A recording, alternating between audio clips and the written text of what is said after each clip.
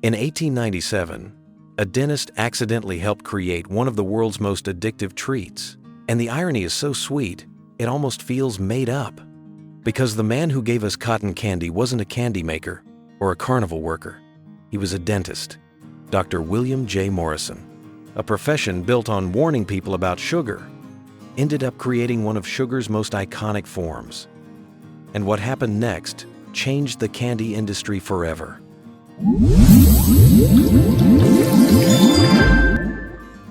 See, most people assume cotton candy has always just been around, passed down through carnivals and fairs, but that's not true. The story begins with Morrison, a Nashville dentist who wasn't only fixing teeth. He was an inventor too, who had already patented other gadgets, including a self-operating mailbox. In fact, Morrison had this restless curiosity. He wasn't satisfied just being a dentist. He loved tinkering with machines, asking himself, what else can this do? But in 1897, he teamed up with a local confectioner named John C. Wharton. Now, Wharton brought the candy-making expertise, while Morrison brought the mechanical ingenuity. And together, they started tinkering with sugar. And here's where the first twist comes in. Sugar at that time was used mainly for hard candies, caramels, and chocolates.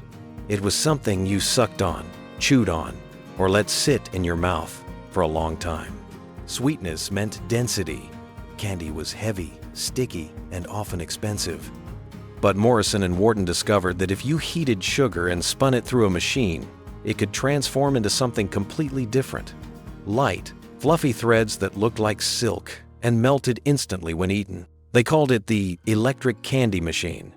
And what came out of it wasn't caramel, wasn't fudge, wasn't toffee. It was Fairy Floss, what we now call cotton candy. Imagine being alive in 1900 and seeing this for the first time. Candy had always been heavy and chewy, but here was sugar turned into a cloud you could hold in your hand. It looked like nothing people had seen before. It wasn't just food, it was theater. But here's the part Morrison couldn't have predicted. When he tasted it, it didn't feel like eating candy at all. It felt like eating air. The sugar dissolved almost instantly, leaving behind nothing but sweetness. That made it not only delicious, but also psychologically addictive. Your brain barely registered you'd eaten anything, which meant you wanted more. And this becomes a never-ending, addictive cycle. Still, Morrison and Wharton didn't know if people would actually pay for this strange new creation. So they took a risk. In 1904, at the St. Louis World's Fair, they set up a booth and began selling boxes of Fairy Floss. The price? 25 cents per box. At the time, that was a luxury, worth about $8.50 today. And here's the second twist. Despite the high price, people couldn't get enough of it. Families lined up for hours just to buy a box. The sight of the machine spinning sugar into clouds was hypnotic. Kids begged their parents for more, and parents couldn't say no. And by the end of the fair, Morrison and Wharton had sold 68,655 boxes. That's more than $17,000 back then. Over $600,000 in today's money, just from one booth.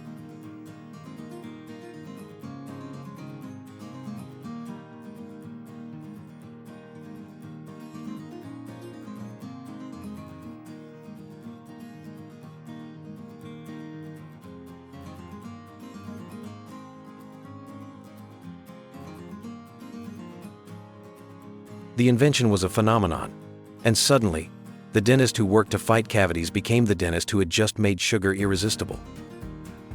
Now, you might be wondering, did Morrison actually think this was good for people? The answer is no. There's no record of Morrison seeing Fairy Floss as healthy. He wasn't on a crusade to save teeth with spun sugar. He was simply an inventor who made a machine that transformed candy, and then realized people loved it. But here's the irony. As cotton candy spread from the World's Fair to carnivals, circuses, and fairs across America, Morrison went back to being a dentist.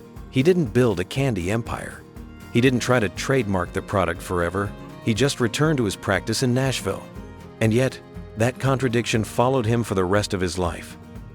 On one hand, he was promoting dental health, pulling teeth, and treating cavities. On the other, his greatest invention was fueling sugar cravings nationwide. Over time, the machine spread globally. In the UK, people called it candy floss. In Australia, they stuck with the name Fairy Floss. But in the US, the name shifted to cotton candy, and each region built its own tradition around it. In Britain, candy floss became tied to seaside piers and holiday trips.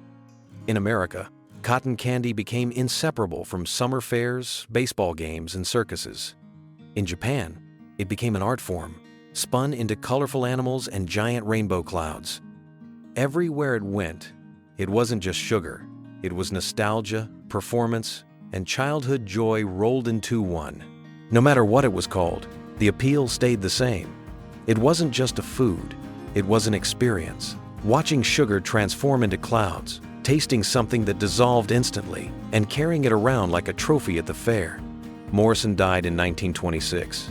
By then, cotton candy was no longer a novelty. It had become a tradition, and today, it's a billion-dollar global industry. Machines in amusement parks, county fairs, and even baseball stadiums still work almost exactly the same way as the one Morrison and Wharton unveiled in 1904. But here's what makes this story unforgettable. Morrison never set out to change how we eat sugar. He never imagined his invention would become a cultural icon. He was a dentist, an inventor, a man experimenting with machines. Yet the thing that made his name last over 100 years wasn't his dental practice, wasn't his mailbox invention, it was cotton candy. And that's the strange truth about innovation. Sometimes, the ideas that stick aren't the ones you plan for. They're the ones the world decides it can't let go of. Morrison tried to protect teeth, but his invention made sugar even harder to resist. And in the end, that sweet contradiction became his legacy. So the next time you see cotton candy spinning at a carnival, remember this. You're not just eating sugar. You're tasting history. The history of a dentist who accidentally made sugar even more dangerous for teeth, but unforgettable for the world. Subscribe to Seriously Interesting so you never miss a video. And if you want to know how a prisoner's last words saved Nike and became the greatest tagline of all time, you won't want to miss watching this.